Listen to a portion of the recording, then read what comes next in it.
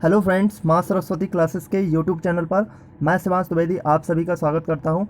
Delhi police के exam के लिए कंप्यूटर की हमारी जो वीडियो लेक्चर सीरीज चल रही है, इसकी ये क्लास थर्ड है और आज की क्लास में हम MS वर्ड के पार्ट 3 को कंप्लीट करेंगे, जिसमें हमारा MS वर्ड आज पूरी तरीके से कंप्लीट हो जाएगा। इसके बाद हम कल फिर से MS वर्ड के जितने भी इम्पॉर्टेंट क्वेश्चंस हैं, कुछ प्रीवियस ईयर एग्ज़ाम में जो पूछे गए हैं और बहुत ही इम्पॉर्टेंट क्वेश्चन जिनको हम कल सॉल्व करेंगे। तो इसके लिए जो क्लासेस होती हैं हमारी कंप्यूटर की, वो डेली होती हैं और इसकी क्लास का जो टाइम है वो है 6:30 बजे, शाम को 6:30 बजे आप इसे देख सकते हैं। तो आइए हम इसमें MS वर्ड में आज कंप्लीट करेंगे अपने इम्पॉर्टेंट शॉर्टकट्स की को, जो कि बहुत ज़्यादा इम्पॉर्टेंट है। ये मान लीजिएगा कि अगर कोई भी क्वेश्चन आपका पूछा जाता है तो 70% चांस रहता है यहाँ से MS वर्ड से कि ये MS वर्ड में आपके इम्पॉर्टेंट जो भी शॉर्टकट की यूज़ की जाती हैं उन्हीं से पूछा जाए। तो ये बेहद इम्पॉर्टेंट टॉपिक बन जाता है आपके लिए। आगे बढ़ने से पहले आपको बताना चाहेंगे कि अगर आप हमारे कंप्यूटर के हैंड रिटन नोट्स कोर्स को ज्वाइन करना चाहते हैं तो इसके लिए आपको इस व्हाट्सएप नंबर जो आप यहाँ पर देख पा रहे हैं 8819072112, इस पर आपको व्हाट्सएप मैसेज करना होगा। यहाँ से आपको बाकी की जानकारी मिल जाएगी और जो आपका कंप्यूटर एग्जाम में पूछा जाना है 10 मार्क्स के क्वेश्चन जो पूछे जाने हैं, मैं यहाँ पर आपको श्योर करा सकता हूँ कि जो भी आपको इस हैंड रिटन नोट्स में मिलने वाला है, जो भी मटेरियल आपको मिलेगा, बहुत ही अच्छे तरीके से इसको मैंने बनाया है मटेरियल को और सारी चीज़ें आपको यहाँ पर समझ में आएंगी और बहुत ही एकदम सिलेक्टिव चीज़ें हैं। कुछ भी ऐसा नहीं है कि कुछ भी आपको ज़्यादा चीज़ें पढ़ने की आवश्यकता नहीं है। तो आपके मैं यहाँ पर श्योर करा सकता हूँ कि अगर आप इसको अच्छे से कवर करते हैं तो 10 ऑफ 10 मार्क्स भी यहाँ से आप कलेक्ट कर सकते हैं। तो आइए यहाँ पर स्टार्ट करते हैं अपने सेशन को। और यहाँ पर आज की जो शॉर्टकट की हैं उनको देखने से पहले मैं यहाँ पर कुछ आपको इंपॉर्टेंट फैक्ट बताता हूँ जिनको आप नोट कर सकते हैं, या फिर जो भी अगर आप हमारे PDF नोट कोर्स को ज्वाइन करते हैं तो इसमें आपको ये सारी चीज़ें जो भी मैं आपको यहाँ पर पढ़ा रहा हूँ, जो भी नोट्स आपको बता रहा हूँ, ये सारी चीज़ें आपको वहाँ पर मिल जाती हैं। तो इम्पॉर्टेंट फैक्ट में यहाँ पर आपको 2-3 पॉइंट हैं जो बहुत इंपॉर्टेंट हैं, इनको याद रखिएगा, यही आपके क्वेश्चन हो सकता है एग्ज़ाम में पूछा जाए। तो सबसे पहला यहाँ पर पॉइंट ये है कि MS वर्ड में नए डॉक्यूमेंट का डिफ़ॉल्ट नेम क्या होता है। देखिए, डिफ़ॉल्ट नेम का मतलब क्या है कि डिफ़ॉल्ट अगर आप जैसे कोई भी डॉक्यूमेंट तैयार कर रहे हैं अपने MS वर्ड में, जैसे कि ये हमारा MS वर्ड है, ठीक है। MS वर्ड कुछ ऐसा ही दिखता है, MS वर्ड का ये स्क्रीनशॉट है। तो MS वर्ड में जो भी हम डॉक्यूमेंट तैयार करते हैं उसका टाइटल यहाँ पर लिखा जाता है, ये आप देख सकते हैं। यहाँ पर ये टाइटल होता है, जहाँ पर आप देख रहे होंगे अभी आपको बहुत छोटे अक्षरों में दिख भी रहा होगा, जिसमें लिखा है डॉक्यूमेंट 1 माइक्रोसॉफ्ट वर्ड। इसका मतलब ये है कि यहाँ पर हम टाइटल को लिखते हैं, जैसे हम कोई भी डॉक्यूमेंट तैयार कर रहे हैं उसका हम टाइटल लिखते हैं यहाँ पर, ये क्या किस चीज़ के बारे में है, या हम कौन सा इसमें डॉक्यूमेंट तैयार कर रहे हैं। मान लीजिएगा आपने कुछ भी तैयार किया, कोई जैसे कोई भी टॉपिक लिखा, तो उसका यहाँ पर आपने डॉक्यूमेंट में टाइटल लिखा।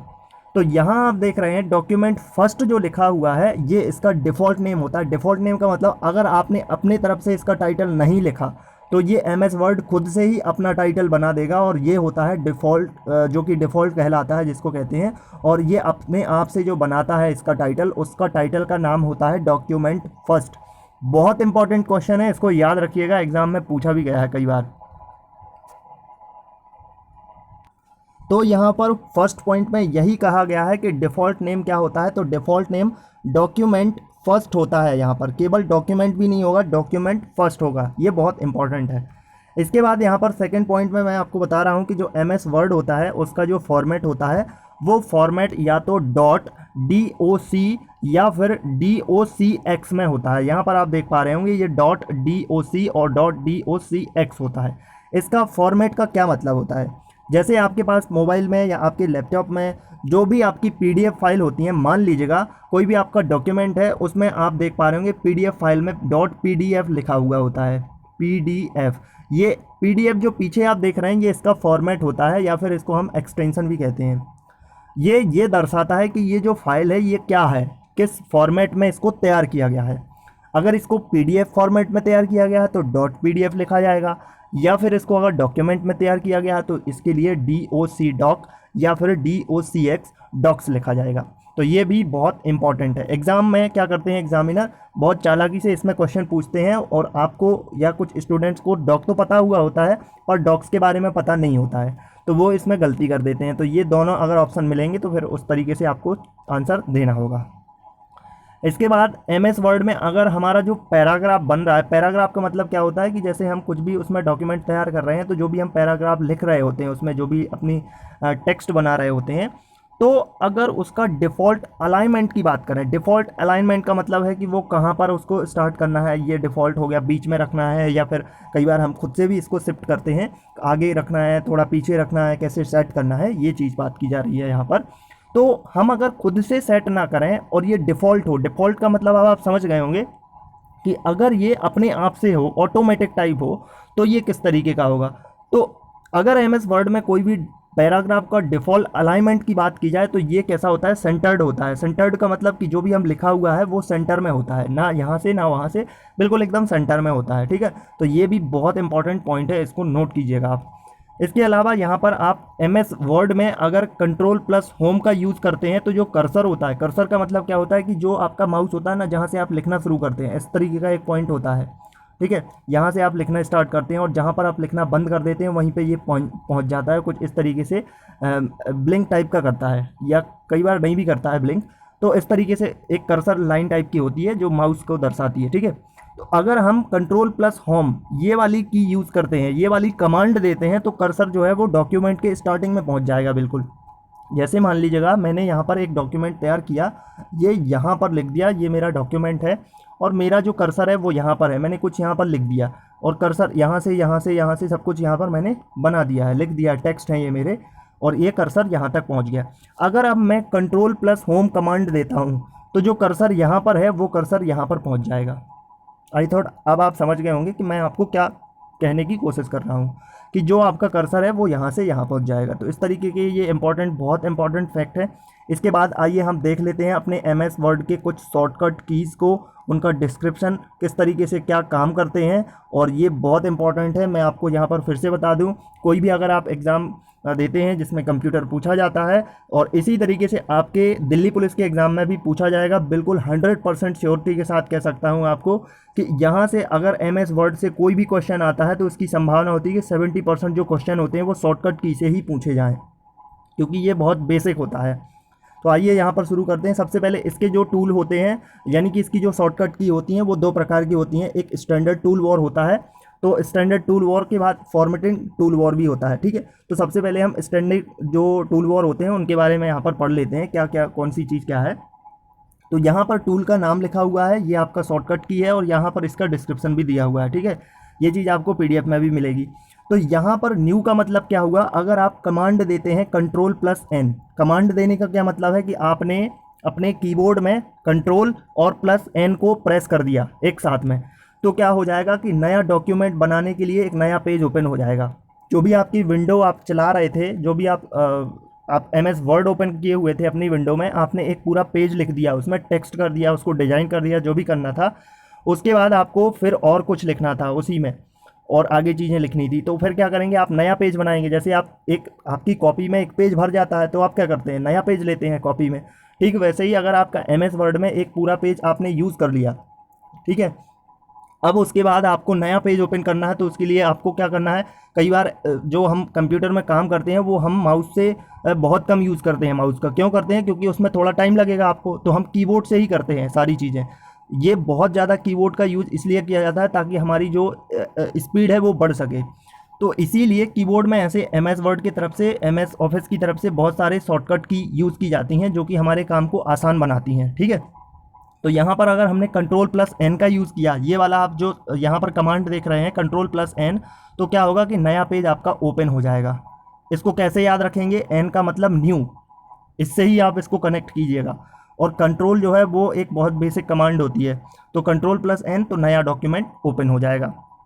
इसके अलावा नेक्स्ट जो इसमें शॉर्टकट की यूज़ की जाती है वो होती है ओपन। ओपन के लिए क्या करना होता है, हमें कंट्रोल प्लस O या फिर कंट्रोल प्लस F12। F12 कहाँ पर, आपने कीबोर्ड में देखा होगा, यहाँ पर कुछ कीज़ होती हैं कुछ इस तरीके की, तो F1 F2 F3 इस तरीके की होती हैं, तो उन्हीं में से एक F12 भी होती है। तो अगर हम ये वाली कमांड देते हैं तो उससे क्या होगा कि पहले से बने हुए डॉक्यूमेंट को खोलने के लिए, जो पहले से हमने डॉक्यूमेंट तैयार कर लिया है, अगर हमें कोई डॉक्यूमेंट पुराना वाला खोलना है जो पहले से तैयार हो चुका है, तो हम इसके लिए कौन सी कमांड देंगे, Ctrl+O या फिर Ctrl+F12। ये आपकी ओपन कर देगी, जो भी आपका डॉक्यूमेंट है उसमें उस डॉक्यूमेंट को ओपन कर देगा। तो ये ओ से आप समझ पा रहे हैं, ओ से ओपन, तो इस तरीके से याद रख सकते हैं। अच्छा, ये वाला तो याद बना रहेगा, लेकिन F12 आपको याद रखना होगा। कई बार दोनों पूछ लिए जाते हैं क्वेश्चन में, आपको दे दिया जाएगा कि ए ऑप्शन में Ctrl+O कर दिया, बी ऑप्शन में Ctrl+F12 कर दिया, सी ऑप्शन में कुछ और कर दिया, और डी ऑप्शन में कह दिया कि ए और बी दोनों। तो आपको दोनों वाली कमांड को याद रखना होगा। तो Ctrl+O प्लस Ctrl+F का यूज़ आप पहले से बने हुए डॉक्यूमेंट को ओपन करने के लिए करते हैं। इसके बाद आती है यहाँ पर आपकी सेव।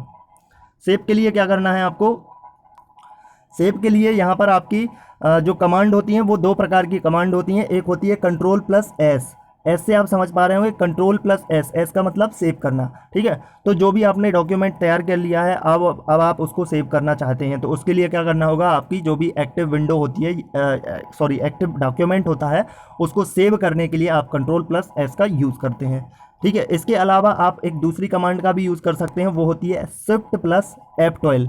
तो यहाँ पर भी कंफ्यूज नहीं हो जाना, ये Ctrl+F12 था और ये Shift+F12 था। जब आप Shift+F12 करते हैं तो आपका डॉक्यूमेंट सेव होता है, ठीक वैसे ही Ctrl+S करते हैं तो भी आपका डॉक्यूमेंट सेव होता है। इसी के अलावा अगर आप F12 करते हैं, ओनली F12, ठीक है, यहाँ पर एक चीज़ इंपॉर्टेंट है वो याद रखिएगा। अगर आप ओनली F12 करते हैं तो इससे क्या होगा कि किसी भी आपका जो डॉक्यूमेंट सेव है उसकी लोकेशन, और जो भी लोकेशन रखी हुई थी उसको, लोकेशन को आप बदल करके फिर से सेव कर सकते हैं।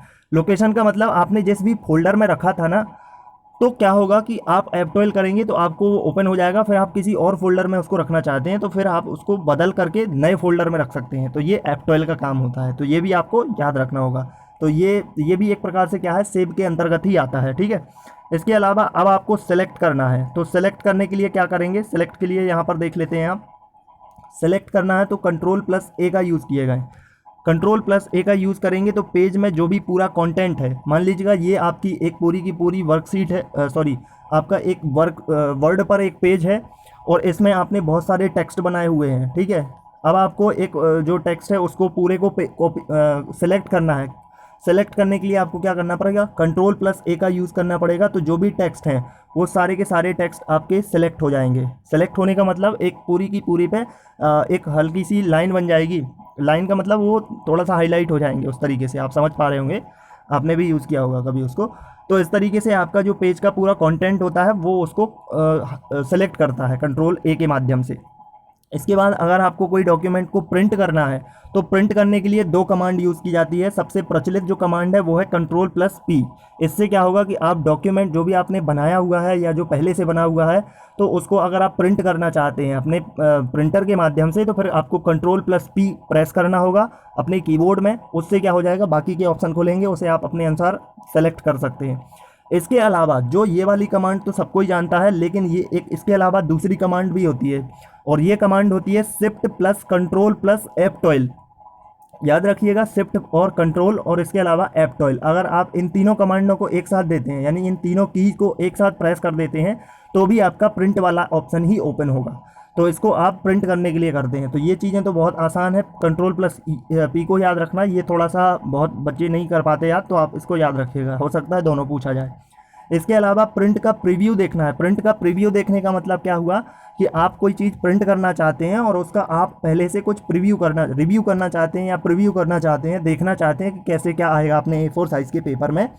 तो इसके लिए ये वाली कमांड यूज़ करते हैं। इसका कमांड का जो कंट्रोल शॉर्टकट की होती है वो होती है Ctrl+F2। इससे क्या होगा कि आप अपने पेज को प्रिंट करने से पहले देख पाएंगे कि वो किस तरीके से आपको प्रिंट होने के बाद दिखाई देगा। तो ये पहले ही आप देख सकते हैं। तो इसके लिए जो कमांड होगी वो कौन सी होगी, Ctrl+F2। इसको भी ध्यान रखिएगा। इसके अलावा आपने कोई डॉक्यूमेंट को तैयार किया है और उस डॉक्यूमेंट को तैयार करने के बाद आपने सोचा कि हो सकता है इसमें कोई मिस्टेक हो, कोई स्पेलिंग तो गलत नहीं है, आपने जो भी लिखी हुई है यानी कि जो कोई ग्रामर है उसमें कोई दिक्कत तो नहीं है, या आपकी स्पेलिंग में कोई दिक्कत तो नहीं है। तो उसके लिए आप कमांड यूज़ करते हैं F7। F7 आप जैसे ही प्रेस करेंगे तो जहाँ जहाँ गलती होगी वो अपने आप वर्ड हाईलाइट हो जाएगा। हाईलाइट का मतलब क्या होगा, जैसे मान लीजिएगा ये वर्ड यहाँ पर सिलेक्ट लिखा हुआ है और इसमें हो सकता है जैसे आपने सोचा कोई गलती है, तो ये क्या होगा कि F7 के प्रेस करते ही इसमें इस तरीके की रेड लाइन आ जाएगी, आपने भी देखा होगा कभी। तो ये क्या करता है, आपका ये स्पेलिंग को चेक करने के लिए काम आता है।